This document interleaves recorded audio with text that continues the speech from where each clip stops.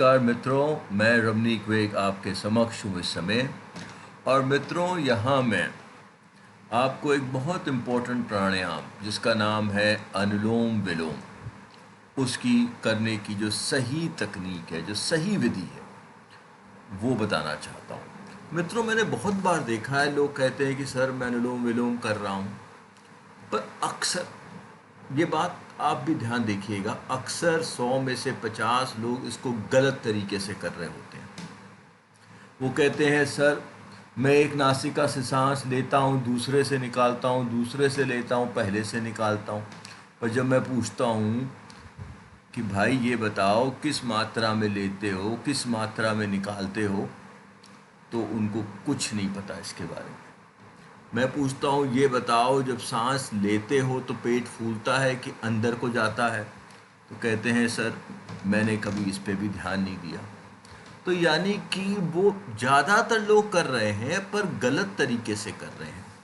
और अगर गलत तरीके से करेंगे भाइयों तो कोई लाभ नहीं होगा। याद रखिए कि अनुलोम विलोम एक बहुत अच्छा प्राणायाम है धमनियों में रुकावटों के लिए, या जिनको हृदय संबंधित कोई भी रोग है, या जिनको कभी स्ट्रोक हो रखा है, या जिनको हाई ब्लड प्रेशर है। तो यानी कि इन बीमारियों में ये खास तौर पर लाभकारी है।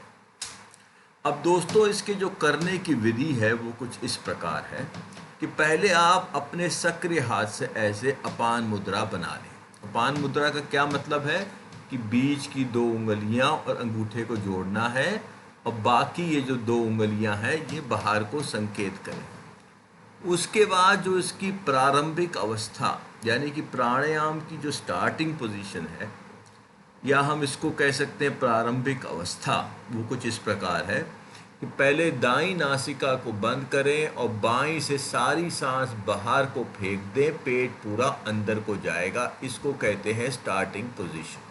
पहला स्टेप होगा बाईं से 4 की गिनती में सांस लें। दूसरा स्टेप होगा बाईं बंद करें और दाईं से धीरे धीरे करके 8 की गिनती में सारी सांस फेंक दें। तीसरा स्टेप होगा कि अब दाईं से 4 की गिनती में सांस लें, और आखिरी स्टेप होगा दाईं को बंद करके बाईं से धीरे धीरे 8 की गिनती में सारी सांस बाहर को फेंक दें। तो ऐसे में एक राउंड समाप्त होता है। तो दोस्तों, 2-3 बातों का विशेष ख्याल रखिएगा प्राणायाम करते दौरान। पहली बात कि जब सांस लें तो पेट बाहर को जाए, सांस छोड़ें तो पेट अंदर को जाए, कहीं उल्टा ना चलना शुरू हो जाए। याद रखिएगा, अगर उल्टा चलेगा तो कोई लाभ नहीं होगा। दूसरी बात, मात्राओं का विशेष ख्याल करना है। प्रत्येक बार आपको 4 की मात्रा में सांस लेना है और प्रत्येक बार 8 की मात्रा में सांस निकालनी है, यानी कि निकालने में हमेशा दुगना समय लगना चाहिए। तो दोस्तों, इस प्राणायाम को रोज सुबह शाम करिए। और ख़ास तौर पे अगर आपको हाई बीपी है, या कभी स्ट्रोक हो रखा है, या हृदय संबंधित रोग है, तो इसको ज़रूर करना है सुबह शाम। अच्छा दोस्तों, मैं चलता हूँ और आपका दिन शुभ रहे।